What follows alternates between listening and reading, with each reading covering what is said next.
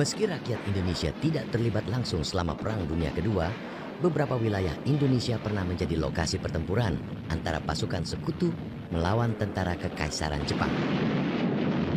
Salah satu pertempuran dahsyat yang tercatat dalam sejarah menjadi kunci berakhirnya penjajahan Belanda atas wilayah Indonesia pecah pada akhir Februari hingga pertengahan Maret 1942 di laut dan daratan Jawa.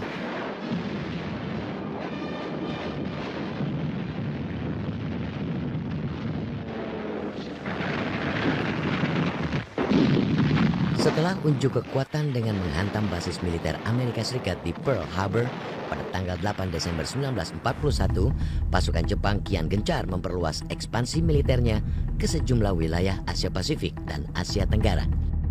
Dalam waktu singkat, sejumlah basis militer pasukan sekutu seperti di Filipina dan Singapura berhasil dikuasai tentara Jepang. Ada pertarungan untuk memberikan pengaruh di istana di Jepang antara Angkatan Darat dan Angkatan Laut Jepang. Nah, ketika Angkatan Darat dikalahkan, salah satu doktrin Jepang waktu itu adalah bagaimana mengekspansi ke Asia Tenggara. Ketika itu Angkatan Lautnya bilang bahwa memang kita harus ke Asia Tenggara, yaitu dengan sasaran utama Pulau Jawa. Pulau Jawa, pusat kekuasaan dan industri dan berbagai daerah lain seperti Sumatera, Kalimantan, dan lain-lain. Itulah kemudian mereka menyerang Pearl Harbor untuk melumpuhkan kekuatan laut Amerika yang menjadi kekuatan utama sekutu di Pasifik. Dengan Amerika punya dua armada, armada Pasifik dan armada Asia. Armada Asia itu pusatnya di Manila, yang kemudian kapal komandonya, flagshipnya USS Houston yang kemudian bertempur terakhir tenggelam di Teluk Banten. Untuk mendapatkan cadangan logistik dan bahan industri perang seperti minyak bumi, timah, dan aluminium, Jepang kemudian mengerahkan angkatan perangnya untuk menyerbu dan menduduki wilayah Indonesia. Wilayah Indonesia yang saat itu masih menjadi jajahan Belanda sejak sebelum pecah Perang Dunia Kedua telah dikenal sebagai penghasil bahan bakar minyak yang sangat menguntungkan. Indonesia ini yang sudah terkenal di zaman Belanda memiliki minyak, ini dia yang mesti kita ambil. Jadi oleh karena minyak. Tapi itu yang pertama. Yang masalah kedua, ya kan, semua komoditi makanan, ya kan, untuk kebutuhan perang.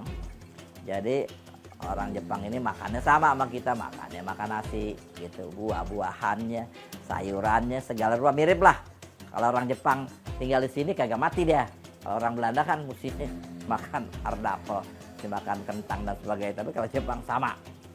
Jadi ini bisa dipakai sebagai logistik dan kita memiliki pada saat itu sumber beras yang mencukupi. Pada awal Januari 1942, pasukan Jepang mulai menyerang dan menduduki sejumlah kota di Pulau Sulawesi dan wilayah Indonesia Timur lain seperti Ambon dan Kepulauan Maluku. Di sebelah timur, pasukan Jepang merebut Manado terlebih dahulu. Di situ ada 2 lapangan terbang sekutu serta sebuah pangkalan pesawat amfibi. Lalu ditindaklanjuti dengan serbuan ke Kendari, Makassar, dan Ambon yang juga masing-masing mempunyai pangkalan udara. Dan terakhir ke Pulau Timur. Pulau Timur ini penting karena bala bantuan pesawat pemburu sekutu yang dikirimkan dari Australia biasanya akan lewat timur dulu untuk mengisi bahan bakar, kemudian dilanjutkan ke Jawa. Jepang kemudian melancarkan serangan besar-besaran ke Pulau Tarakan pada tanggal 11 Januari dan berhasil merebut pulau ini dari Belanda dalam waktu 2 hari. 2 pekan kemudian, Jepang juga berhasil merebut Balikpapan dari pasukan Kenil Belanda. Masuk bulan Februari 1942, Jepang juga menyerang dan menduduki sebagian besar kota-kota penting di Sumatera. Setelah banyak daerah di luar Jawa dikuasai, Jepang memusatkan perhatiannya untuk menguasai Jawa yang saat itu menjadi pusat pemerintahan Hindia Belanda. Sebelum menyerang Jawa, militer Jepang melancarkan sejumlah serangan udara untuk menguasai langit Jawa. Jepang masuk dari 3 arah. Arah barat, tengah, dan timur. Timur mereka masuk dari Ambon, tapi titik pertama mereka masuk adalah 11 Januari 1942 di Tarakan. Pasukannya berangkat dari arah Palau ke Filipina, Filipina masuk ke Tarakan. Kemudian yang terakhir adalah pasukannya masuk dan yang berangkat dari Vietnam. Jepang sudah menempatkan pasukannya di sana. Nah, mereka itu yang masuk dari arah sebelah barat Pulau Jawa, masuk dari arah Teluk Banten. Jadi yang dia pakai itu adalah taktik gurita. Jadi semua lini yang penting itu dia kuasai. Karena kehadiran Jepang itu sebetulnya adalah untuk minyak dan karet. Nah itu makanya dia mulai dari Tarakan, Balikpapan, itu dia langsung dia ke sana dulu. Dia tidak ke Jawa, tetapi dia langsung ke sana. Dia masuk dari Malaya, kemudian ke Singapura, Brunei, Kalimantan Utara, semua dia kuasai. Lalu dia ke arah Indonesia Timur. Lalu, nah itu dia kuasai untuk supaya mengisolir Jawa.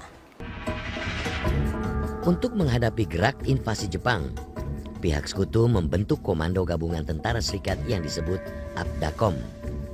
Komando gabungan yang terdiri dari pasukan Belanda, Amerika Serikat, Inggris, dan Australia ini bermarkas di Lembang, Jawa Barat. Jenderal Hein ter Porten diangkat sebagai Panglima APDACOM. Nah tujuannya tentu saja untuk menghambat dan mengalahkan Jepang, walaupun dalam hitung-hitungan memang kondisinya sulit. Waktu itu mereka memiliki konsep Malay Barrier, bagaimana membangun pertahanan di utara Australia dari Pulau Timor, Kepulauan Sunda Kecil, Jawa, Sumatera, Singapura, Malaya untuk membendung masuknya Jepang. Karena Jepang pun waktu itu sudah masuk ke pulau utama Filipina di Luzon. Nah, itulah sebabnya dibentuk kekuatan darat, laut, udara APDA dengan pusat markas besarnya di Bandung dengan tujuan tersebut. Meski telah membentuk pasukan gabungan karena kurangnya persiapan dan tidak maksimalnya koordinasi dan komunikasi, kekuatan APDACOM atau pasukan sekutu tidak berhasil membendung serbuan pasukan Jepang ke Pulau Jawa. Pada awalnya dengan mundur-mundurnya sekutu dan akhirannya Hindia Belanda diberlakukan sebagai pusat dari APDACOM, ya kan, APDA singkatan dari American, British, Dutch, and Australia. Ini semua yang dekerain, pokoknya kita bakal ngelawan Jepang. Susah senang kita sama-sama. Belanda itu hanya seperti tentara polisi saja hanya untuk menjaga keamanan. Nah ketika terjadi perang yang sesungguhnya dia mulai bingung. Dia mulai membentuk tentara-tentara yang betul-betul untuk di garis depan.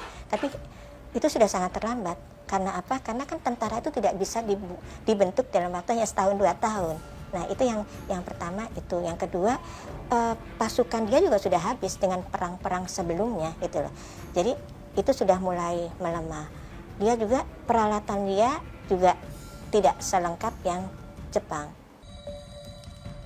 Pada tanggal 1 Maret 1942, pasukan Jepang berhasil mendarat di Pulau Jawa setelah pada tanggal 27 Februari 1942 armada laut Jepang mengalahkan Angkatan Laut Sekutu dalam sebuah pertempuran dahsyat yang menewaskan ribuan tentara sekutu di Laut Jawa.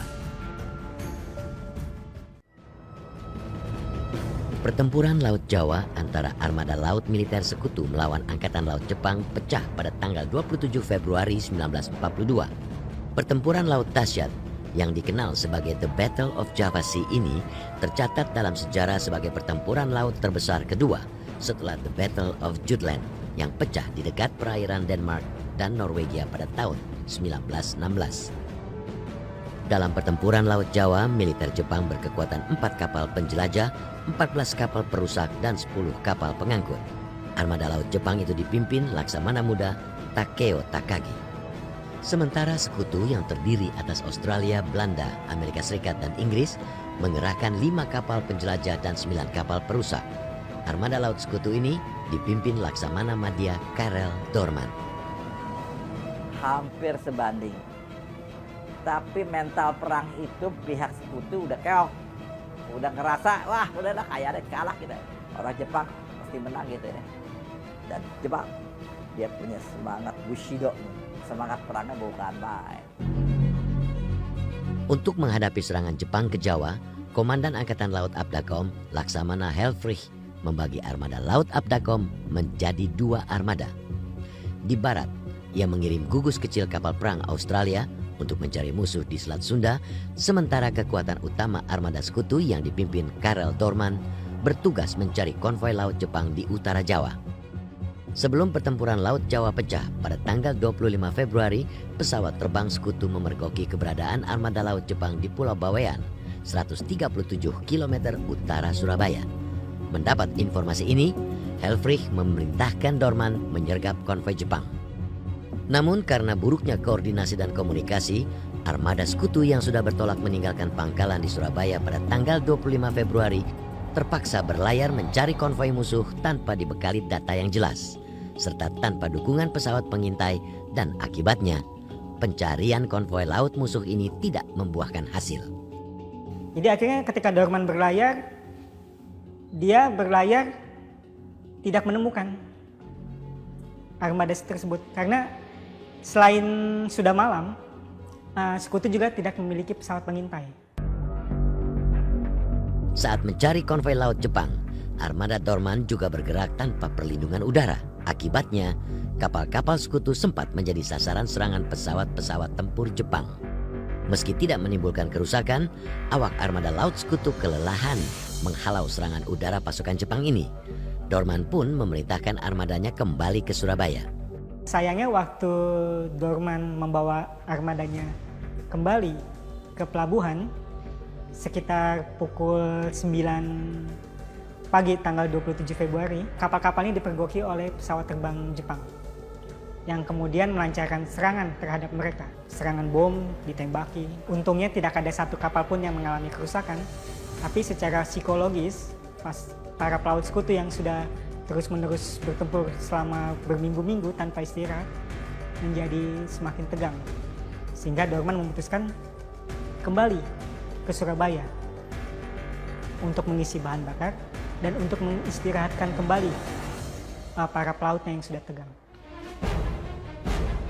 Pada tanggal 27 Februari 1942 pukul 10 pagi, Helfrich yang mendapat informasi pergerakan konvoi laut Jepang di perairan sekitar Pulau Bawean segera memerintahkan Dorman berlayar ke arah timur untuk mencari dan menyerang musuh.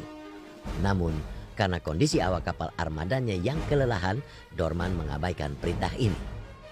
Memasuki pukul 2 siang, saat armada Dorman memasuki pelabuhan Surabaya, datang informasi bahwa konvoi laut Jepang dipergoki telah memasuki lokasi perairan yang sebelumnya dilayari armada Dorman.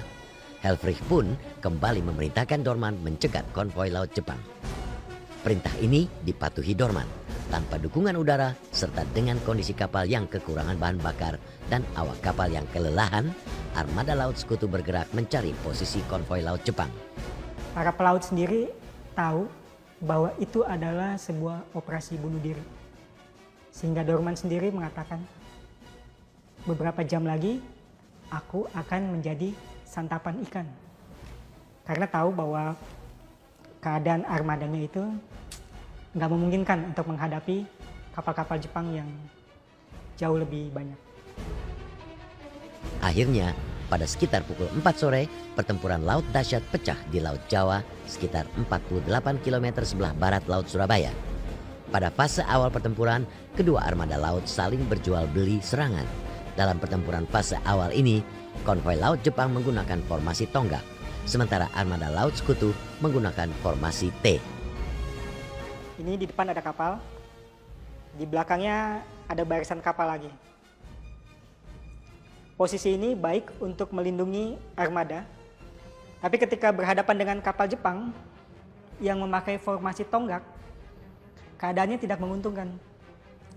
Dalam formasi T, kapal sekutu hanya bisa menembakkan meriam terdepannya saja. Itu pun kalau di depan kapalnya tidak ada kapal lainnya. Sedangkan kapal Jepang, karena dia formasinya tonggak, dia bisa mengarahkan kapal meriam depan dan meriam belakangnya ke satu arah. Ini tonggak begini, dia begini, semua meriamnya ke sini. Titik balik pertempuran terjadi ketika kapal perusak sekutu, Exeter, terkena tembakan pada mesinnya hingga membuat kecepatannya turun. Saat kapal USS Houston yang berada di belakang kapal Exeter berbalik arah untuk menghindari tabrakan, kapal-kapal lain di belakang USS Houston ikut berbalik arah. Akibatnya, kapal De Ruyter, tempat Dorman berada, yang berposisi paling depan dalam armada sekutu, ditinggal sendirian oleh kapal-kapal lain. Kapal komando yang dipimpin Dorman, yang terdepan, kapal De Ruyter, tinggal sendirian, ditinggalkan oleh kawan-kawan yang lain. Dalam keadaan tersebut, Dorman akhirnya memutuskan untuk berputar juga. Nah, itu jadi masalah lagi. Jepang melihat manuver tersebut sebagai bahwa sekutu melarikan diri. Jadi mereka mengambil kesempatan untuk mengejar kapal-kapal sekutu. Karena kondisinya kacau, kemudian akhirnya pecah juga pertempuran yang kacau. Dalam kondisi kacau ini, kapal perusak Belanda, Kortenair, meledak terkena tembakan torpedo Jepang. Tak lama kemudian, kapal perusak Inggris, Elektra, ikut tenggelam setelah terlibat duel meriam melawan 3 kapal perusak Jepang. Menghadapi kondisi ini, Dorman memerintahkan kapal Elektra dan Jupiter dengan kawalan kapal Witte de With mundur ke Surabaya. Namun pada pukul 21.25 waktu Indonesia Barat, kapal Jupiter tenggelam karena menabrak ranjau yang dipasang pihak sekutu sendiri. Dengan kekuatan yang tersisa, Dorman terus bertempur melawan konvoi Jepang. Namun, menjelang tengah malam ketika kedua barisan kapal berhadapan dalam jarak 9 km, Jepang menembakkan sejumlah torpedo tombak panjang. Tembakan ini mengenai kapal De Ruyter dan Java hingga menenggelamkan 2 kapal penjelajah Belanda tersebut. Dorman yang berada di kapal De Ruyter gugur bersama anak buahnya, tenggelam di Laut Jawa. Karl Dorman mati bersama pesawat kapalnya itu, dan juga termasuk anak buahnya. Banyak orang Indonesia di situ. Jadi tentara Belanda itu mempekerjakan klasi-klasi ya kru, ya kan, kru-kru yang rendahan gitu ya. Indonesia tuh bangsa stoker, bangsanya apalah juru di bawah itu ya, mati juga di situ. Ada yang selamat. Setelah kalah dalam pertempuran tanggal 27 Februari, sisa-sisa kapal sekutu mencoba melarikan diri. Namun pada tanggal 1 Maret 1942, kapal USS Houston dan Perth ditenggelamkan armada laut Jepang di Selat Sunda. Perth lebih dulu tenggelam, kemudian Houston. Tenggelamnya USS Houston itu salah satu single loss, the biggest single loss dalam sejarah Angkatan Laut Amerika. Dalam sebuah pertempuran, kapal tenggelam dengan sekian banyak korban dari 1.000 lebih personil, ratusan tenggelam dan hanya tersisa beberapa, sekitar sepertiga saja dari awak yang tersisa. Kekalahan dalam pertempuran Laut Jawa menjadi salah satu kekalahan terburuk pasukan sekutu dalam Perang Dunia Kedua. Dalam pertempuran Laut Jawa, sekitar 2.300 pelaut sekutu tewas. Sekutu juga kehilangan 5 kapal penjelajah dan 5 kapal perusak, sementara Jepang hanya kehilangan 4 kapal pengangkut. 2 hari setelah mengalahkan sekutu dalam pertempuran di Laut Jawa, pasukan Jepang yang berkekuatan sekitar 40.000 orang mulai mendarat di Pulau Jawa. Pendaratan yang dipimpin Letjen Hitoshi Imamura pada tanggal 1 Maret 1942 ini dilakukan di 3 tempat sekaligus, yakni pendaratan di Teluk Banten yang dipimpin Imamura sendiri, lalu eretan Wetan Indramayu yang dipimpin Kolonel Tony Shori Shoji, dan pendaratan di Kragan dekat Rembang yang dikoordinasi Maijen Tsuchi Hashi. Tidak lama setelah mendarat, pasukan Jepang dengan cepat menyerbu pusat-pusat kekuatan tentara Belanda di Jawa.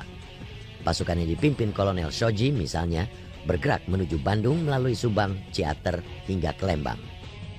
Pasukan yang masuk dari eretan Indramayu itu masuk merebut pangkalan udara di Kalijati, di Subang, dan juga bergerak ke arah Ciater, tempat pertahanan sekutu untuk melindungi kota Bandung. Jepang langsung mengambil alih Kalijati.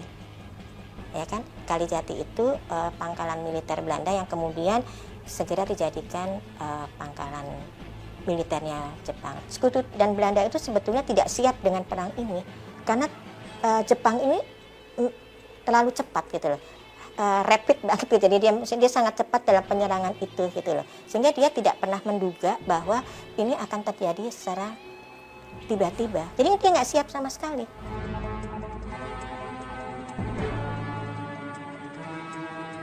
Sementara pasukan Jepang yang mendarat di Teluk Banten, sebagian langsung bergerak ke selatan menuju Bandung dengan lebih dulu menyerbu kota Buitenzorg atau Bogor. Pasukan Jenderal Imamura yang menjadi kemudian Panglima Jepang menaklukkan Pulau Jawa, masuk dari arah Teluk Banten, terus sebagian ke arah Batavia dan sebagian masuk ke arah Rangkas Bitung, ke Lewiliang menuju Bogor ke arah pusat kekuatan sekutu di Bandung. Saat tentara Jepang hendak memasuki Bogor, pertempuran berdarah sempat pecah di kota Lewiliang, sekitar 25 km sebelah barat kota Bogor. Pertempuran sengit yang terjadi sepanjang tanggal 2 hingga 4 Maret 1942 ini pecah di sekitar jembatan Cianten di perbatasan Lewiliang, Bogor. Terjadi pertempuran, salah satu pertempuran berdarah, hampir 3 hari lebih, tanggal 2 sampai tanggal 4 Maret. Terutama pasukan sekutu di sini sebagian besar adalah satu brigade kekuatannya, sebagian besar adalah pasukan Australia dari Batalion Senapan Mesin dan Batalion Perintis, Pioneer Battalion di bawah pimpinan Brigadir Jenderal Arthur Blackburn.